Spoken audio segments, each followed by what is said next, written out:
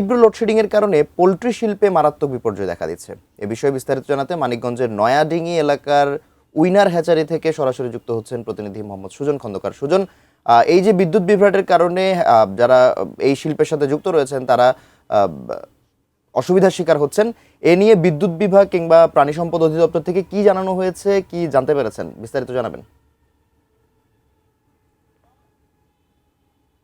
আসলে বিদ্যুৎ সমস্যার কারণে পোল্ট্রি শিল্পের যারা খামার রয়েছে তারা কিন্তু দীর্ঘদিন ধরেই কিন্তু অনেক বেশি সমস্যায় জর্জরিত। তবে লাস্ট এক সপ্তাহ কিন্তু বিদ্যুতের কারণে কিন্তু মারাত্মক সমস্যায় পড়েছে। বিশেষ করে সারাদিনে দিনরাত 24 ঘন্টায় তারা কিন্তু 6 ঘন্টা মাত্র বিদ্যুৎ পাচ্ছে, আর 18 ঘন্টায় কিন্তু লোডশেডিং চলছে। এর কারণে কিন্তু পোল্ট্রি শিল্পের ব্যাপক সমস্যা হচ্ছে। আমি আপনাকে বলি, একে তো ডিম উৎপাদন কমেছে, মাংস উৎপাদন কমেছে, এবং হিট স্ট্রোক জনিত সমস্যার কারণে কিন্তু মুরগি মারা যাচ্ছে। আমার সাথে এই মুহূর্তে একজন খামারি আছে, আমি একটু তার সাথে কথা বলতে চাই, তার কাছ থেকে জানতে চাই যে আসলে কি কি সমস্যা হচ্ছে এই খামার পরিচালনা করতে গিয়ে, বলবেন একটু?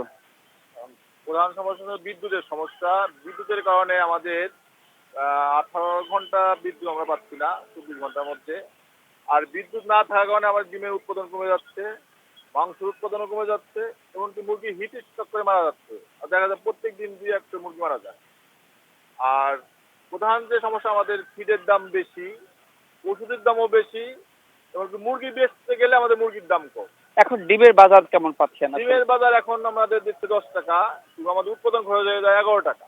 আপনার এখানে কতগুলা মুরগি আছে? আমাদের এখানে মুরগি আছে আমার হলো 14-17 হাজার। কত বছর ধরে ব্যবসা করেন? আমি কি অবস্থা? ব্যবসা করতে চাই প্রায় 14 বছর।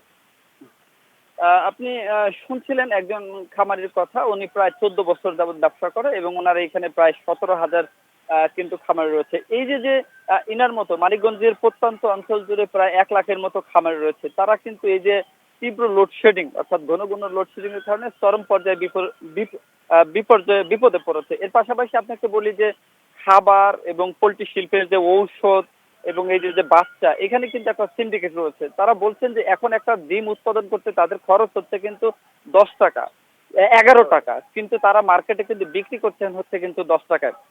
অর্থাৎ প্রতি ডিমে কিন্তু তারা 1 টাকা লস। তারা কিন্তু ডিম 12 টাকা বা 13 টাকায় কিন্তু